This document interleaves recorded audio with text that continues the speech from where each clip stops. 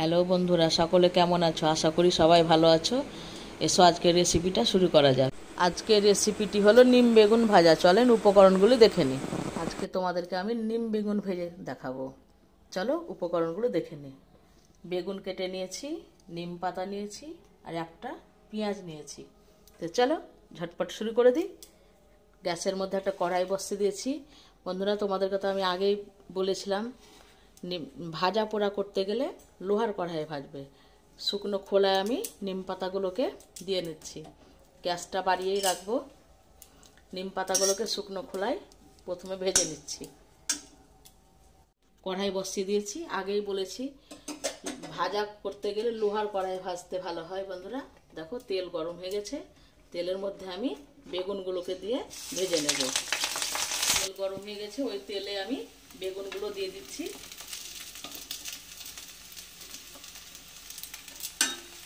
গ্যাসের আঁচটাকে বাড়িয়ে রাখবে, কমাবার দরকার নাই।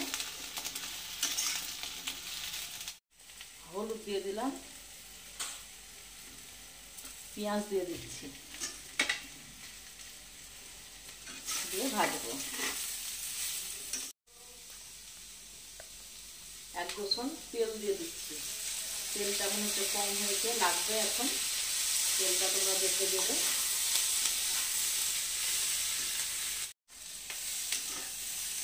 এখনো বেগুনটা ভাজা হয়নি, আরো একটু ভাজতে হবে। আস্তে আস্তে বেগুনগুলো নাড়তে হবে, যেহেতু বেগুন খুবই লাজুক জিনিস, একটুতেই ঘেটে একদম ধোয়া হয়ে যাবে। আর যদি বেগুন ঘেটে যায় তাহলে নিম পাতাটা বেশি তিতো লাগে। তার জন্য খুব সাবধানে নাড়তে হবে, একটু সময় নিয়ে। এই সময় গ্যাসের আঁচটাকে কমিয়ে দিলাম। যে নিম পাতাগুলো আমি শুকনো খোলায় উলিয়ে রেখেছিলাম, এগুলোকে এবার হাত দিয়ে একটু এভাবে ভেঙে নেব, দিয়ে গুঁড়ো করে নেব।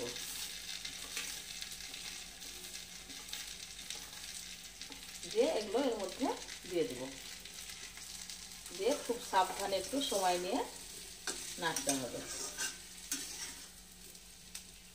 এবার লবণটা আন্দাজ মতো দিয়ে দিলাম।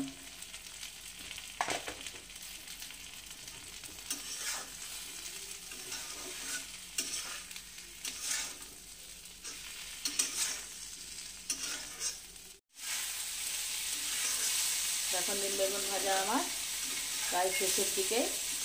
এই সময় গ্যাসের ফ্লেমটাকে আমি বন্ধ করে দিলাম। বন্ধ করে দিয়েছি। এবার 1 চামচ গাওয়া ঘি ছড়িয়ে দিলাম। আরও একবার ঘি দিলাম, যেহেতু ওই জন্য নাড়তে হবে।